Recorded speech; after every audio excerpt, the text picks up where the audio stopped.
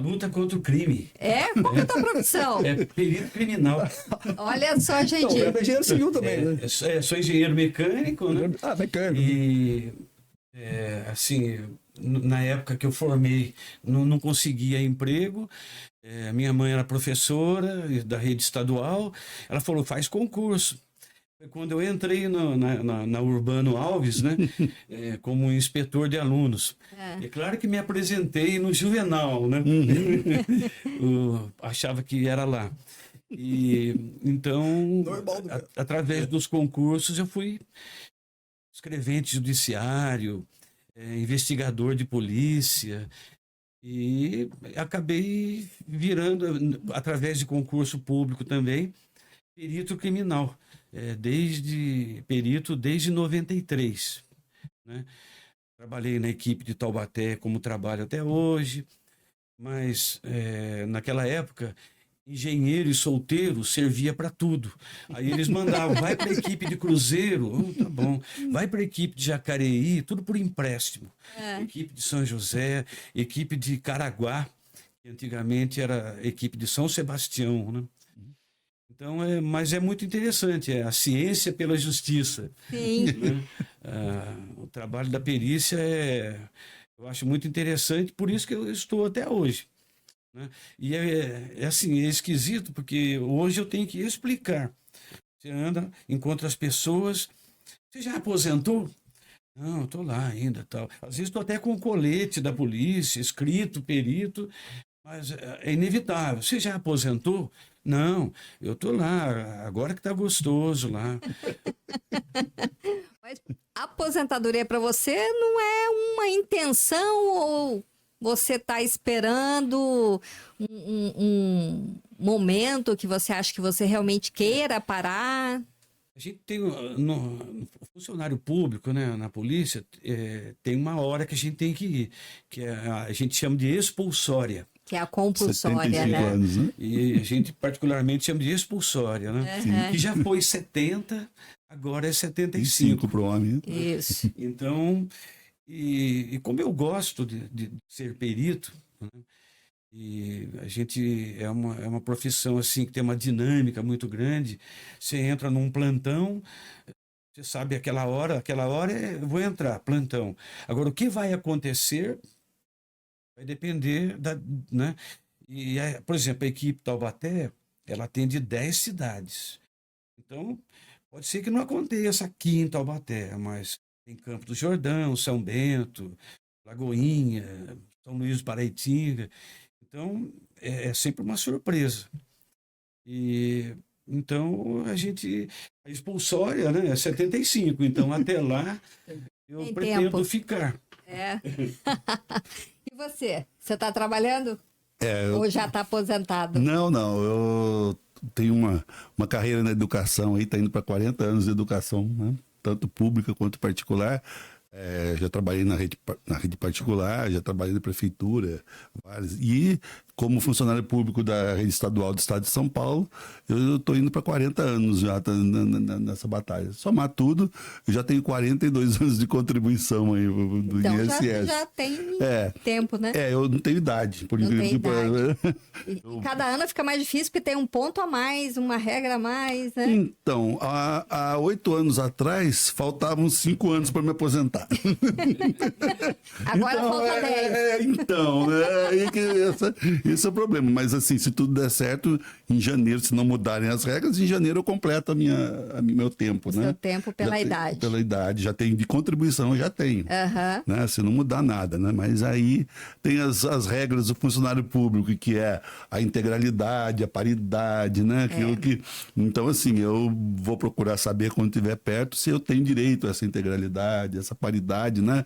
Que quando tem um aumento da ativa, passa para o pessoal aposentado também. Eu acho importante isso. Você é vinculado ao Estado? Ao Estado de São Paulo, Secretaria de Estado de São Paulo. Então é o regime próprio do Estado. Isso, exatamente, é o regime próprio. Mas eu entrei naquela fase de transição, né? Quem estava na ativa antes de 93. Tem várias regras de transição. Aí você tem que ver qual que é a mais vantajosa, etc. Mas você tocou num ponto aqui que eu acho importante. Só fugindo um pouco aqui da história da banda, mas se você falou que acha que em janeiro você já cumpre aí Sim, a idade, já sim. dá, de repente, para entrar com o processo e tal, mas você ainda não viu, não procurou saber qual é a regra, e é uma das coisas que a gente fala aqui. A preparação para a aposentadoria, que é você ter essas informações com bastante antecedência para fazer uma programação até financeira Sim, mesmo, né? sim. É importante fazer com mais antecedência, né? Na verdade, eu já contatei uma advogada Ah. especialista nisso, já, né? E ela me deu as respostas, a resposta, mas o agente público que cuida da aposentadoria não deu a mesma resposta. Então eu Você preciso. está com duas Eu tô alternativas. com duas aí. alternativas aí, né? O agente público disse que eu tenho que trabalhar pelo menos mais 2 anos. A advogada já disse que não, que eu, completando meus 60 eu já tenho esse direito. Eu fui na inteligência artificial, a inteligência artificial concorda com a advogada. Só que não vale como opinião oficial, né? Sim, mas, sim. Informações que a inteligência tem, eu acho que deve ser É mesmo. fantástico, deu mais detalhado que a própria advogada, né? É, porque Só que eles de vão em graça. todas as fontes, né? Todas as fontes. Eles vão em todas as fontes para coletar essas informações. E hoje- Mas é um desejo teu aposentar? Olha, a educação sempre foi uma paixão. Eu não estou na educação por falta de opção, e sim por opção mesmo, né? Então, falo isso porque acho que em qualquer profissão tem isso, né? Você ter pessoas que são médicos porque os pais são médicos, né? São engenheiros porque os pais são engenheiros. Minha família nunca foi nem de professor, eu sempre gostei. Aliás, eu descobri a minha vocação tocando violão e dando aula de violão. Quando eu dava aula de violão, eu falava, nossa, eu quero ser professor. Olha só, E uma depois coisa inglês. puxou a outra. Mas eu tento me manter assim com esperança, porque a verdade é assim, é muito tempo, né, para falar sobre isso, dar uma tese. Mas o mundo pós-pandemia mudou muito a questão, o jovem principalmente, as famílias, né? Elas voltaram muito diferentes e você tem que todo dia aprender um pouco mais. Assim, esquece aqueles conceitos e começa a entender as coisas. Perdão. E aí o que acontece? Eu gosto da educação, gosto do que eu faço, administração escolar, é onde eu gostaria de estar lá, mas sinceramente o ser humano está um pouco complicado. Tá mais difícil de lidar, Tá mais né? difícil, tá mais difícil, né? Os pais não dão mais o apoio à escola, né? Isso é fato. E eu tenho colegas que trabalham na rede particular, em escolas de elite, ou escolas periféricas, mas algumas coisas são bem comuns, né? Hoje, transferiram para a escola um fardo que eu acho muito pesado, né? Você dá a educação. A escola, como diz o Cortella, tem que dar escolarização, né? Do meu ponto de vista. E a escola assumiu, por força de lei, um cargo social até, né? E a educação mesmo, pedagógico, está ficando para segundo plano cada vez mais. Então isso me frustra um pouco, sinceramente. Então o meu ficar ou não ficar, vamos ver, tem 2 ou 3 meses aí, eu estou pensando muito. Minha vontade, sinceramente, é ficar, mas eu não sei, sinceramente, até que ponto vai compensar ou não, né? Infelizmente, muitas famílias estão terceirizando a educação Sim. para a escola e imputando no professor uma responsabilidade Sim. que é dos pais, né? Sim, Que é aquela sim. educação básica. Por favor, com licença, nada, né? Mete o pé na porta e aí você fala, pede licença, que licença? Então, Tá bem complicado. A vida de professor hoje em dia não deve ser fácil, né? Não. Minha mãe foi professora a vida toda, né? Professora da prefeitura e da rede estadual.